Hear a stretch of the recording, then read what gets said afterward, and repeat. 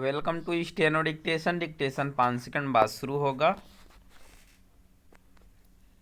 Start. Medical कॉलेजों में प्रवेश की परीक्षा नीट के पेपर लीक होने के बाद इसे आयोजित कराने वाली संस्था नेशनल टेस्टिंग एजेंसी के कामकाज में सुधार किया जाना आवश्यक ही नहीं अनिवार्य हो गया है।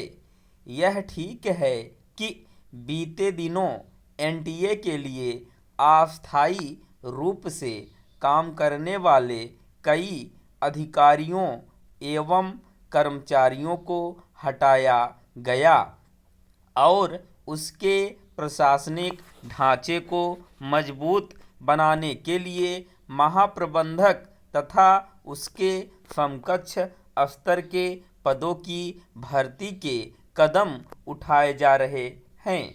लेकिन उचित यह होगा कि इन कदमों के संदर्भ में नंदन नीलेकणी की अध्यक्षता में परीक्षा सुधार के लिए गठित टास्क फोर्स से भी विचार विमर्श किया जाए।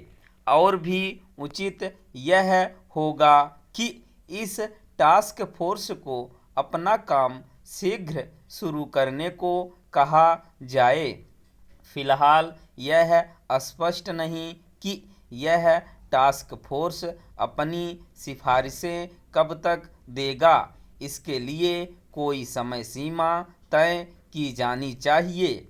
आवश्यक यह भी है कि उसकी ओर से जो सुझाव दिए जाएं उन पर यथाशीघ्र अमल सुनिश्चित किया जाए।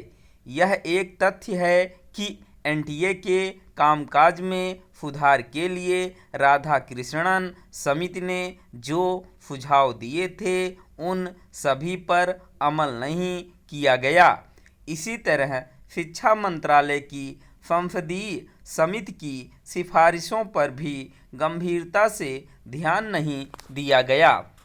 शायद इस सब का ही परिणाम यह रहा कि एनटीए नीट के साथ अन्य केंद्रीय परीक्षाओं में गड़बड़ी को रोकने में नाकाम रही। इसी नाकामी का नतीजा छात्रों के उस आंदोलन के रूप में सामने आया जिसके चलते शिक्षा मंत्री को त्यागपत्र देना पड़ा। इस त्यागपत्र के बाद पेपर लीक रोधी कानून में संशोधन कर उसे और कठोर भी बनाया गया।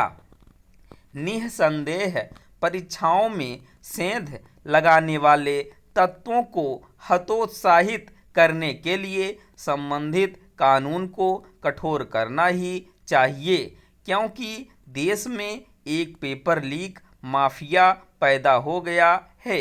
लेकिन इसी के साथ इसके उपाय भी करने चाहिए जिससे पेपर लीक ही ना हो सके। ऐसा तब होगा जब एनटीए और इस जैसी अन्य संस्थाओं की कार्यप्रणाली में अपेक्षित बदलाव होंगे। यह साधारण बात नहीं कि पिछले कुछ समय से प्रतियोगी परीक्षाओं के साथ स्कूली परीक्षाओं में भी सेंध लग रही है। इसे देखते हुए परीक्षा आयोजित करने वाली संस्थाओं को न केवल उन्नत तकनीक को अपनाना चाहिए बल्कि प्रश्नपत्रों के कई सेट तैयार करने जैसे कदम भी उठाने चाहिए।